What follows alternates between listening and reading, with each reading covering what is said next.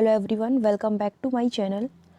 आज की वीडियो में हम लोग भारतीय संविधान के भाग और उसकी अनुसूचियां और कुछ महत्वपूर्ण अनुच्छेद हैं उसके बारे में इस वीडियो में हम अध्ययन करेंगे। ठीक है, कुछ जो भी इम्पोर्टेंट अनुच्छेद हैं उन्हीं को लिया गया है और इससे पॉलिटिकल साइंस में वैसे कोई भी टॉपिक अगर हम लेकर बैठते हैं तो काफ़ी ज़्यादा उसको समझाने के लिए काफ़ी ज़्यादा एक्सप्लेनेशन, जितना एक्सप्लेनेशन दो उतना ही कम है, लेकिन मैं यहाँ फिर भी इन शॉर्ट आपको समझाने की कोशिश करूँगी जो भी मैंने जितना यहाँ पर दिया है इसमें। ठीक है, तो स्टार्ट करते हैं। ठीक है, फर्स्ट हमारा इसमें टॉपिक लिया गया है भारतीय संविधान के भाग। ओके, तो भारतीय संविधान के भागों के बारे में इससे जाने हम कि कौन से भाग हैं उससे पहले इतना जान लेते हैं कि जो इंडियन कॉन्स्टिट्यूशन है, ठीक है, भारतीय संविधान जो कि नागरिकों के और सरकार द्वारा जो नीतियां अपनाई जाती हैं, ठीक है, या फिर जो उनको इम्प्लीमेंट किया जाता है, तो वो सारी संहिताएं और जो भी प्रोसेस हैं, जो भी राइट्स हैं, ड्यूटीज़ हैं, रूल्स एंड रेगुलेशंस हैं, उन सब को भारतीय संविधान अपने आप में समेटे हुए है। ठीक है, उसमें ये सारे नियम और कानून लिखे हुए हैं। ठीक है, इंडियन कॉन्स्टिट्यूशन के मुख्य निर्माता आप सभी जानते होंगे, इस नाम को डॉक्टर बी आर अम्बेडकर को माना जाता है। ठीक है, बात करें अगर भारतीय संविधान की तो इसको 26 नवंबर और 1949, ठीक है, 1949 को इसको जो है अपनाया गया था भारतीय संविधान सभा ने। ठीक है, इसको अपनाया था, लेकिन इसको लागू किया था 26 जनवरी 1950 को। ठीक है, इस चीज़ को याद रखना, ये जनवरी की बात हो रही है, इसमें मोस्टली लोग कंफ्यूज हो जाते हैं। ठीक है, बात करें अगर 26 नवंबर की, अभी कल परसों ही मैंने क्वेश्चन देखा था और वहाँ पर 90% स्टूडेंट्स ने इस क्वेश्चन का आंसर गलत दिया था। ठीक है, उसमें क्वेश्चन ये था कि संविधान दिवस कब मनाया जाता है, तो ये 26 नवंबर को मनाया जाता है। ठीक है, और वहाँ पर उन लोगों ने 26 जनवरी पर क्लिक कर रखा था। ठीक है, तो 26 नवंबर को संविधान दिवस मनाया जाता है, और या फिर आप कह सकते हो संवत दिवस मनाया जाता है, और एक और दिवस मनाया जाता है 26 नवंबर को ही, राष्ट्रीय कानून दिवस। ठीक है, यानी कि नेशनल लॉ डे, इसके रूप में भी इसको मनाया जाता है। तो यहाँ से आप इसको याद रखना, इस चीज़ को, ये क्वेश्चन बन सकता है। ओके, भारतीय संविधान की एक खास बात ये है कि ये विश्व के जितने भी गणतांत्रिक देश हैं उनमें सबसे लंबा लिखित संविधान है हमारा। ठीक है, इंडिया का। ओके, अगर हम इसके अनुच्छेदों पर और भागों पर बात करते हैं तो प्रेजेंट टाइम में 470 अनुच्छेद हैं, इससे ज़्यादा ही होंगे। ठीक है, और 12 अनुसूचियां हैं और 25 इसके भाग हैं। लेकिन जब इसका निर्माण हुआ था तो उस टाइम पर इसमें 395 अनुच्छेद थे। ठीक है, 395 अनुच्छेद थे जो कि 22 भागों में विभाजित थे। ठीक है, तो आज हम उन्हीं 22 भागों के बारे में यहाँ पर जानेंगे कि वो कौन से भाग थे और उनमें कौन से अनुच्छेद आते हैं। ठीक है, तो स्टार्ट करते हैं। पहला है, यहाँ आपको इस तरीके से लिस्टिंग की गई है, वैसे बहुत इजी है, समझ में आ जाएगा। भाग है इस तरीके से, फिर यहाँ पर इसका सब्जेक्ट दिया गया है, क्या उसमें दिया गया है, क्या प्रावधान है, और उससे संबंधित कौन से आर्टिकल हैं वो यहाँ लिखे गए हैं। ठीक है, इन डिटेल नहीं समझाऊंगी, जितना बनेगा उतना मैं यहाँ पर आपको बता दूंगी, क्योंकि आप जानते हो ये टॉपिक बहुत बड़े हो जाते हैं, तो इतना हम इसको नहीं खींचेंगे, एग्जाम पॉइंट ऑफ व्यू से बताएंगे शॉर्ट में। ठीक है, फर्स्ट है, पहला भाग है संघ और उसका राज्य क्षेत्र। तो इससे संबंधित जो अनुच्छेद हैं 1 से 4 तक। ठीक है, पहला जो है अनुच्छेद 1, जिसमें भारत राज्यों का संघ है, ये इसका प्रावधान है। अनुच्छेद 2 में नए राज्यों के प्रवेश या उसकी स्थापना से संबंधित प्रावधान किया गया है। अनुच्छेद 3 में राज्यों के पुनर्गठन से रिलेटेड पार्लियामेंट का जो राइट है, पार्लियामेंट यानी कि संसद के पास क्या क्या शक्तियां हैं, उसका प्रावधान अनुच्छेद 3 में किया गया है। अनुच्छेद 4 में थोड़ा सा डिफरेंट है और बहुत इंटरेस्टिंग है, इसमें लोग कंफ्यूज हो जाते हैं। ठीक है, अनुच्छेद 4 में ये है कि अगर आर्टिकल 2 एंड 3 इनमें कोई भी बदलाव या फिर कोई चेंज किया जाता है या फिर कोई अमेंडमेंट किया जाता है तो वो आर्टिकल 368 के अंतर्गत अमेंडमेंट नहीं माना जाएगा। ठीक है, तो इस चीज़ को याद रखना। उसके बाद नेक्स्ट है भाग 2, इसमें अनुच्छेद 5 से 11 तक ये संबंधित है और इसमें नागरिकता का प्रावधान है, ठीक है। भाग 3 में फंडामेंटल राइट्स हैं, वेरी इंपॉर्टेंट, पूछा जाता है ये, ठीक है, और लोग इसको गलत कर देते हैं हमेशा, तो इसको याद रखना अच्छे तरीके से। 12 से 35 तक है। उसके बाद है भाग 4 जिसमें राज्य के नीति निर्देशक तत्वों का प्रावधान है और ये आर्टिकल 36 से 51 तक इसमें दिए गए हैं, ठीक है। उसके बाद नेक्स्ट है भाग 4 क, ठीक है, जिसमें मूल कर्तव्य हैं, ओके, जो कि अनुच्छेद 51 क से संबंधित है, जिसको ये जो मूल कर्तव्य हैं इनको भाग 4 को कब जोड़ा गया था, सरदार स्वर्ण सिंह समिति बनाई गई थी एक, ठीक है, उसकी अनुशंसाओं पर इसको 42वें संविधान संशोधन अधिनियम 1976 के द्वारा जोड़ा गया था, जिसमें मूल कर्तव्यों का प्रावधान है, ठीक है। और इससे रिलेटेड अगर कोई अनुच्छेद है तो वो है 51 क, ठीक है, इस चीज को याद रखना। भाग 5 की अगर बात करते हैं तो ये है ये संघ की कार्यपालिका से संबंधित है, ठीक है, जिसमें अनुच्छेद 52 से 151 तक इसमें सारे प्रावधान किए गए हैं, ठीक है। इन शॉर्ट अगर मैं आपको बताती हूँ तो अनुच्छेद 52 से 78 तक, ठीक है, अनुच्छेद 52 से 78 तक कार्यकारी शक्तियों का प्रावधान है। अनुच्छेद 79 यानी कि 79 से 122 तक पार्लियामेंट का प्रावधान है, यानी कि संसद का पूरा प्रावधान है। उसके बाद अनुच्छेद 123 में प्रेसिडेंट की विधायी शक्तियों का प्रावधान किया गया है और अनुच्छेद 124 से 147 तक न्यायपालिका का प्रावधान है। अनुच्छेद 148 से 151 तक महालेखा परीक्षक का प्रावधान है, ठीक है। ये सारे इस प्रोविजन किए गए हैं, तो ये मैंने आपको यहाँ पर इन शॉर्ट बता दिए हैं, आप चाहें तो इसको नोट कर सकते हो, ठीक है। उसके बाद नेक्स्ट है भाग 6 जिसमें राज्य की कार्यपालिका का प्रावधान है और यह है अनुच्छेद 152 से 237 तक इसमें सारे प्रावधान किए गए हैं, ठीक है, राज्य की कार्यपालिका से संबंधित। उसके बाद भाग 7 है जिसमें इसको जो है निर्देशित कर दिया गया है पहली अनुसूची के भाग ख के राज्य जो है, मतलब ये इससे रिलेटेड है, इसका सब्जेक्ट है, इसको निर्देशित कर दिया गया है, ठीक है, जिससे संबंधित था अनुच्छेद 238। उसके बाद नेक्स्ट है आपका, ओके, इसको 7वां संविधान संशोधन अधिनियम हुआ था एक 1956 में, ठीक है, उसके द्वारा इसको निर्देशित कर दिया गया। नेक्स्ट है भाग 8 जिसमें संघ और संघ राज्य क्षेत्र से संबंधित प्रावधान है, जिससे संबंधित है अनुच्छेद 239 से 242 तक, ठीक है। उसके बाद नेक्स्ट है भाग 9 जो कि पंचायतों से संबंधित है, अनुच्छेद 243। भाग 9 क, ठीक है, जिसमें जो कि नगर पालिकाओं से संबंधित है, इसका भी अनुच्छेद 243 है। भाग 9 ख जो कि सहकारी समितियों से संबंधित है, ठीक है, अनुच्छेद 243। उसके बाद आता है भाग 10 जो कि बहुत ज़्यादा इम्पोर्टेंट है, जो कि अनुसूचित जाति और अनुसूचित जनजातियों से संबंधित है, ठीक है, उनसे क्षेत्र से संबंधित है, अनुच्छेद 244, ठीक है।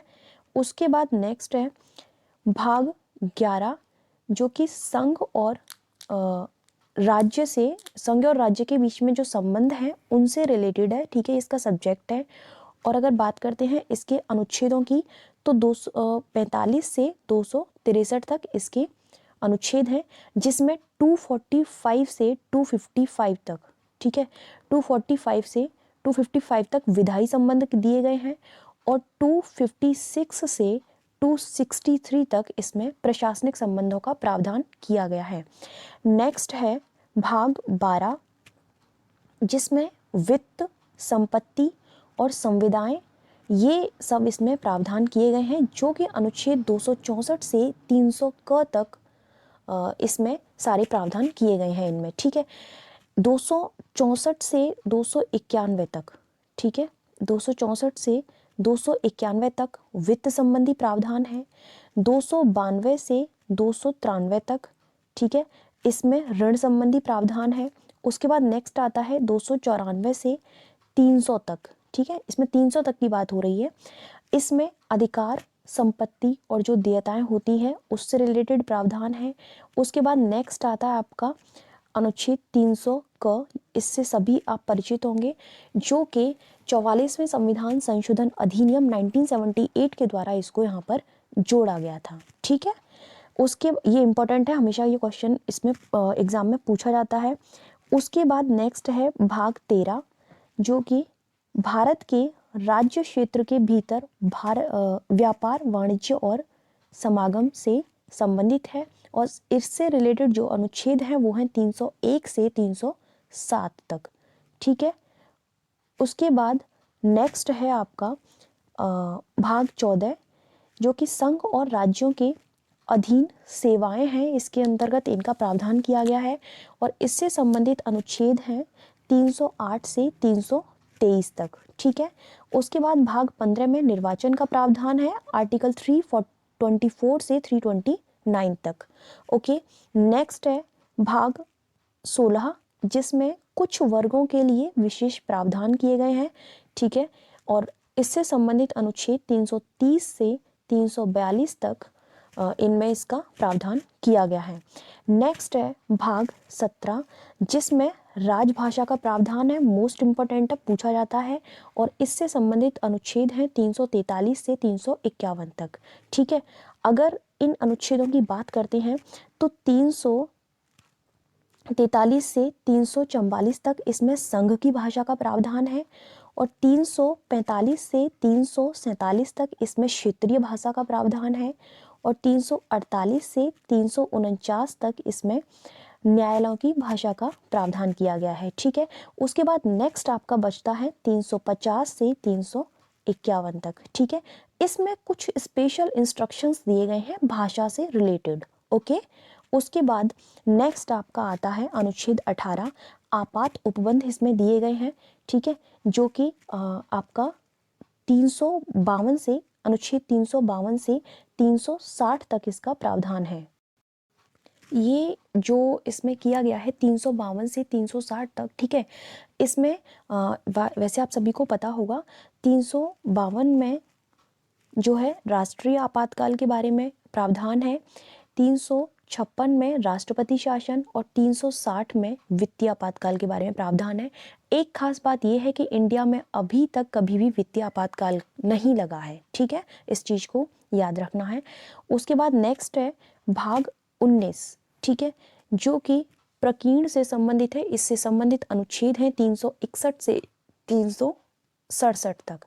नेक्स्ट आता है भाग 20, संविधान संशोधन से संबंधित है, और अनुच्छेद इसका 368 है, ऊपर मैंने अभी इसका जिक्र किया था। एक मैं आपको बात बता देती हूँ, इससे रिलेटेड बहुत बड़ा टॉपिक हो सकता है आई थिंक, और जितने भी इम्पोर्टेंट संविधान संशोधन हैं उनके बारे में मैं अलग से एक वीडियो लेकर आऊँगी, ठीक है, तो उसमें इन सब के बारे में डिस्कस करेंगे।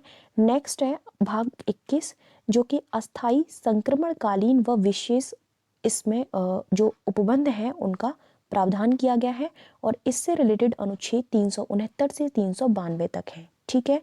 उसके बाद नेक्स्ट है लास्ट आपका भाग 22, जो कि संक्षिप्त नाम प्रारंभ हिंदी में प्राधिकृत पाठ और पाठ है, जो कि इससे संबंधित जो अनुच्छेद है वो है 393 से 395 तक, ठीक है, और निरसन के बारे में भी इसमें प्रावधान किया गया है, मैं कंफ्यूज हो गई थी इससे देखकर, ओके।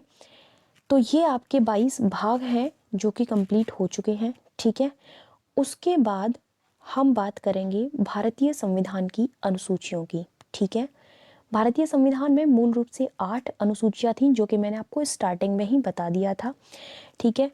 बाद में विभिन्न संविधान संशोधनों द्वारा इसमें 4 अनुसूचियाँ और जोड़ी गई, और इस प्रकार अब इसमें 12 अनुसूचियाँ हो गई हैं, जो कि इस प्रकार हैं जिनका अध्ययन अब हम करेंगे, ठीक है। तो प्रथम अनुसूची है जिसमें भारत के राज्य व केंद्र शासित प्रदेश हैं, ठीक है, इसका प्रावधान किया गया है। द्वितीय अनुसूची में विशिष्ट पदाधिकारियों के वेतन व भत्तों का प्रावधान है। तृतीय अनुसूची में विशिष्ट पदाधिकारियों की शपथ ग्रहण करने का वर्णन किया गया है। इसमें मोस्टली लोग कंफ्यूज हो जाते हैं, बहुत ज़्यादा कंफ्यूज होते हैं, और इसका मुझे लगता है कोई ट्रिक अगर आप खुद से बना सकते हो तो बना लो। मैं यहाँ कोई ऐसा ट्रिक नहीं बता सकती हूँ जिससे आपको ये रट जाए, ये आपको समझनी पड़ेंगी, और मे भी हो सकता है कुछ लोग इसे ट्रिक से याद करें, तो वो आप अपना देख लीजिएगा। लेकिन यहाँ मैं सिर्फ आपको पढ़कर ही बता सकती हूँ, कुछ भी हो सकता है। अब जैसे ये तीसरा है, ठीक है, 3 है शपथ, शपथ में 3 वर्ड हैं, 3 लेटर हैं, तो आप इस तरीके से इसको शपथ को याद कर सकते हो कि तीसरे में शपथ का प्रावधान है। तो अपने तरीके से आप कर लेना, ठीक है। मैं ट्रिक्स पर बिल्कुल भी बिलीव नहीं करती हूँ, इसलिए मैं वो आपको नहीं बताऊंगी कि आप ट्रिक इस तरीके से बनाओ, ठीक है। उसके बाद चौथी अनुसूची है, जो कि राज्यसभा में राज्यों तथा केंद्र शासित प्रदेशों से सीटों का निर्धारण जो है इन सब से रिलेटेड इसमें इसका प्रावधान किया गया है, संबंधित है। पांचवी अनुसूची अनुसूचित जाति व जनजाति के लिए विशेष प्रशासन व्यवस्था से संबंधित है। बात करते हैं अगर छठी अनुसूची की, तो इसमें असम, मेघालय, त्रिपुरा, मिजोरम में जनजातियों के विशेष प्रावधान है, ठीक है, उनके लिए। ये इन दोनों अनुसूचियों में मोस्टली लोग कंफ्यूज होते हैं, तो इस चीज़ को आप याद रखना कि पहली जो यानी कि जो पांचवी अनुसूची है उसमें उनके लिए विशेष प्रशासन से संबंधित प्रावधान है, और छठी अनुसूची में आप इस तरीके से याद रखना कि बाद में राज्यों के बारे में सोचोगे ना, आप पहले किसी अनुसूची जो भी जातियां हैं या जनजातियां हैं उनके बारे में पहले कोई भी प्रोविज़न लाओगे, फिर उसके बाद आप राज्यों को देखोगे कि कौन से राज्य में हमें किन किन लोगों के लिए विशेष प्रावधान लाने हैं। तो इस तरीके से आप एक नॉर्मल सा अंदाज़ा लगा लेना कि हाँ पहले ये था और फिर उसके बाद छठी अनुसूची में ये है, ठीक है। सातवीं अनुसूची में संघ, राज्य एवं संवर्ती सूची का वर्णन किया गया है, जो कि मोस्ट इम्पोर्टेंट है। इम्पोर्टेंट तो पांचवी और छठवीं में ये है जो कि हमेशा पूछी जाती हैं, ठीक है। आठवीं अनुसूची में भाषा संबंधी प्रावधान है। नौवीं अनुसूची में भूमि सुधार व्यवस्था, इसका प्रावधान है। 10वीं अनुसूची जो है वो दल बदल कानून से संबंधित है, वेरी इंपॉर्टेंट। 11वीं अनुसूची पंचायती राज व्यवस्था से संबंधित है, और 12वीं अनुसूची नगर प्रशासन व्यवस्था से संबंधित है। अनुसूचियां बहुत इंपॉर्टेंट हैं, यहाँ से एक न एक प्रश्न बन जाता है, इसलिए आप इनको याद रखना। अब बात करते हैं भारतीय संविधान के महत्वपूर्ण अनुच्छेदों के बारे में, ठीक है। तो इन अनुच्छेदों में क्या क्या प्रावधान हैं वो इन शॉर्ट यहाँ फैक्ट के रूप में बता दिए गए हैं, बाकी यहाँ मैं डिटेल में तो नहीं इनको एक्सप्लेन करूँगी, ठीक है। तो चलिए शुरू करते हैं। अनुच्छेद 1 क्या कहता है, जो कि मैं पहले ही बता चुकी हूँ आपको, संघ का नाम एवं राज्य क्षेत्र, इससे संबंधित अनुच्छेद 1 में प्रावधान है।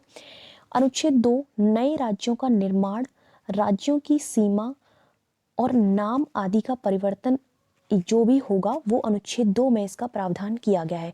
3 और 4 भी मैं आपको स्टार्टिंग में बता चुकी हूँ, जो कि 4 वाला बहुत ही इंटरेस्टिंग था।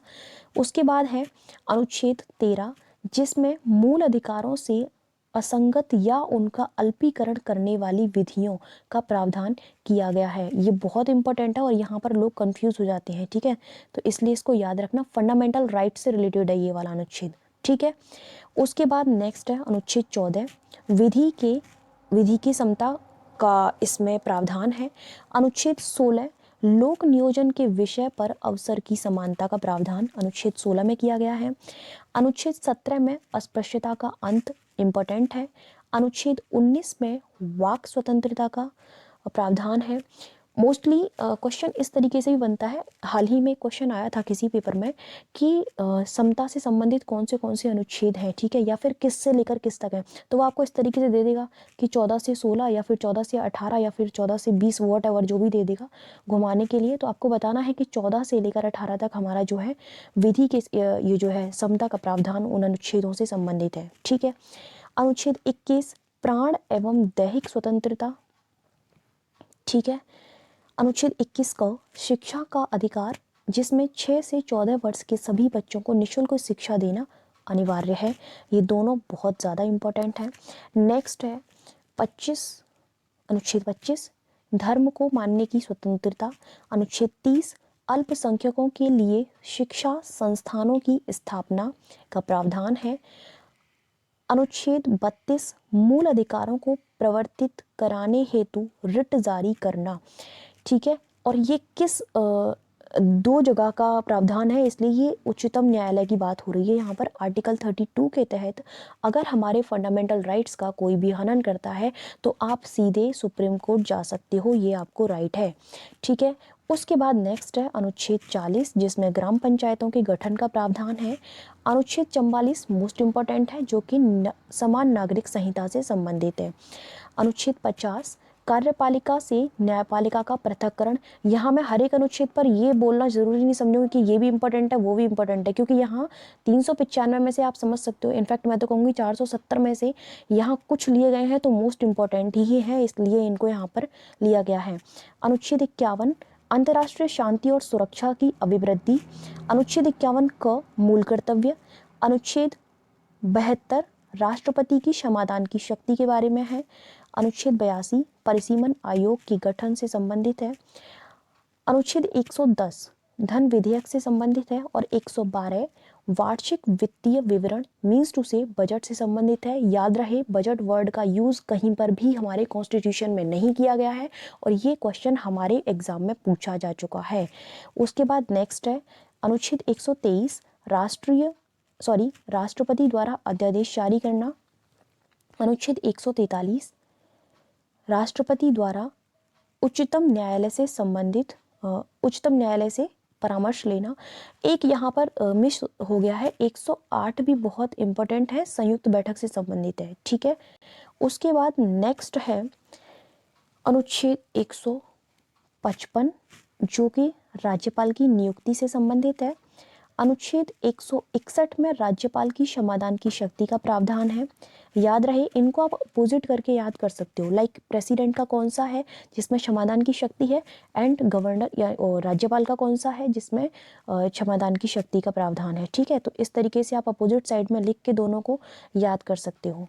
नेक्स्ट है आर्टिकल 213 जिसमें राज्यपाल की अध्यादेश जारी करने की शक्ति है। प्रेसिडेंट की बात करोगे तो 123 है। ठीक है, उसके बाद नेक्स्ट है 226 उच्च न्यायालय द्वारा रिट जारी करना। ये उच्च न्यायालय की बात हो रही है। अगर बात करते हैं उच्चतम न्यायालय की तो वो किस में है, आर्टिकल 32 में। ठीक है, ये दोनों भी बहुत पूछे जाते हैं। नेक्स्ट है अनुच्छेद 249 जो कि राज्य सूची के विषय पर राष्ट्रीय हित में संसद द्वारा विधि बनाने की शक्ति से संबंधित है। अनुच्छेद 280 वित्त आयोग है, इसमें वित्त आयोग का प्रावधान है, ये चीज आपको याद रखनी है, ये भी इम्पोर्टेंट है। नेक्स्ट है अनुच्छेद 300 क जिसमें संपत्ति के अधिकार का प्रावधान है और ये मैंने अभी आपको बताया था आर्टिकल 44 में संविधान संशोधन अधिनियम 1978 के द्वारा इसको यहाँ पर जोड़ा गया था। ठीक है, कौन सा अमेंडमेंट था, 44वां। मोस्टली लोग इसमें भी कंफ्यूज होते हैं कि 44वां संविधान संशोधन 1972 में हुआ था या फिर 74 में हुआ था, 76 में हुआ था, इस तरीके से कंफ्यूज रहते हैं क्योंकि 42वां और 44वां ये दोनों ही बहुत ज़्यादा, इनमें काफ़ी ज़्यादा अमेंडमेंट हुए हैं। तो आप इसको, हाँ इसका एक ट्रिक मैं यहाँ पर बता सकती हूँ कि आप इसको कैसे याद रखेंगे। 4 और 2 6 होते हैं। ठीक है, तो 42वां संविधान संशोधन 1976 में हुआ था और 4 और 4 8 होते हैं, तो 44वां संविधान संशोधन अधिनियम 1978 में हुआ था। ठीक है, तो इसे शायद आप कभी नहीं भूलेंगे। नेक्स्ट है अनुच्छेद 312 जो कि अखिल भारतीय सेवाओं से संबंधित है। अनुच्छेद 315 संघ व राज्य लोक सेवा आयोग जिसकी तैयारी आप कर रहे हो तो ये दोनों अनुच्छेद याद रखना। नेक्स्ट है अनुच्छेद 323 क जिसमें प्रशासनिक अधिकरण का प्रावधान है। अनुच्छेद 324 जिसमें निर्वाचन आयोग का प्रावधान है, इलेक्शन कमीशन, ये भी पूछा जाता है। उसके बाद नेक्स्ट है अनुच्छेद 330 जिसमें लोकसभा में अनुसूचित जातियों व जनजातियों के लिए आरक्षण का प्रावधान है। नेक्स्ट है 352, इसमें जो अभी मैंने आपको बता दिए थे ऊपर, लेकिन यहाँ एक बार और जान लीजिए। 352 में राष्ट्रीय आपातकाल का प्रावधान है, 356 में राष्ट्रपति शासन एंड 360 में वित्तीय आपातकाल जो कि अभी तक इंडिया में नहीं लगाया गया है।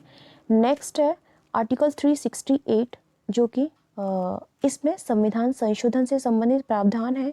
ठीक है, जितने भी अमेंडमेंट होते हैं वो इसमें उनसे रिलेटेड जितने भी रूल्स एंड रेगुलेशंस हैं वो अनुच्छेद 368 में है। याद रहे, एक बात फिर से बता देती हूँ, अगर अनुच्छेद 2 और 3 में कोई भी अमेंडमेंट किया जाता है तो अनुच्छेद 4 में ये बात अंकित की गई है कि इनमें कोई अमेंडमेंट किया जाएगा तो वो आर्टिकल 368 में नहीं माना जाएगा या फिर नहीं जोड़ा जाएगा, इसके तहत वो संशोधन नहीं माना जाएगा। ठीक है, उसके बाद नेक्स्ट है आर्टिकल 61 जो कि राष्ट्रपति पर महाभियोग से संबंधित है, इंपॉर्टेंट है ये। नेक्स्ट है 108, ये मैंने आपको कहा था ना, ये मिस नहीं हुआ, यहाँ पर ये आ गया है। अनुच्छेद 108 जो कि राज्यसभा व लोकसभा की संयुक्त बैठक से संबंधित है। अनुच्छेद 116 लेखानुदान से संबंधित है। अनुच्छेद 117 वित्त विधेयक से संबंधित है। 137 न्यायिक पुनरावलोकन इंपॉर्टेंट है। अनुच्छेद 76 महान्यायवादी से संबंधित है। अनुच्छेद 148 नियंत्रक एवं महालेखा परीक्षक से संबंधित है। 165 महाधिवक्ता से संबंधित है। अनुच्छेद 262 नदी जल विवाद से संबंधित है। 263 में अंतर्राज्यीय परिषद का प्रावधान है और जो कि बहुत इंपॉर्टेंट है, पूछा गया है एग्जाम में। 266 में संचित निधि का प्रावधान है। अनुच्छेद 267 में आकस्मिक निधि का प्रावधान है और 343 में राज्यसभा राजभाषा के रूप में हिंदी का प्रावधान किया गया है। ठीक है, तो ये जितने भी आपके इम्पोर्टेंट अनुच्छेद थे वो मैंने आपको बता दिए हैं। बाकी आपको एक बात बता देती हूँ, हमारी ज्ञान मुद्रा एकेडमी की साइट पर 2021 के लिए यूपी बीसीएस का कोर्स चल रहा है, पीडीएफ में भी है, आपको वहाँ पढ़ना है वहाँ पर भी है, टेस्ट सीरीज़ भी चल रही है, तो वो आप अगर लेना चाहते हैं तो इस नंबर पर आप कॉल या व्हाट्सएप कर सकते हो। ठीक है, जो डेमो के लिए ही वहाँ पर डली हुई है काफ़ी सारी पीडीएफ, और उस साइट का लिंक जो है इस वीडियो के डिस्क्रिप्शन बॉक्स में है। ठीक है, तो इसमें मैंने सब कुछ बता दिया है जितना भी हो सकता था। होपफुली आपको सब कुछ समझ में आ गया होगा। जीएस के इससे पहले भी काफ़ी सारे टॉपिक डल चुके हैं, जो न्यू स्टूडेंट हैं उनके लिए मैं बता देती हूँ, इस प्लेलिस्ट का जो लिंक है वो इस वीडियो के डिस्क्रिप्शन बॉक्स में है। नेक्स्ट करंट अफेयर्स की वीडियो आती रहती है, वीकली करंट अफेयर्स आएगी इस बार, तो उसका जो वो प्लेलिस्ट है उसका भी इसी वीडियो के डिस्क्रिप्शन बॉक्स में लिंक दिया गया है। सारी प्लेलिस्ट के हैं, आप चेक कर सकते हो। ठीक है, thank you so much for watching my video. मिलते हैं नेक्स्ट वीडियो में।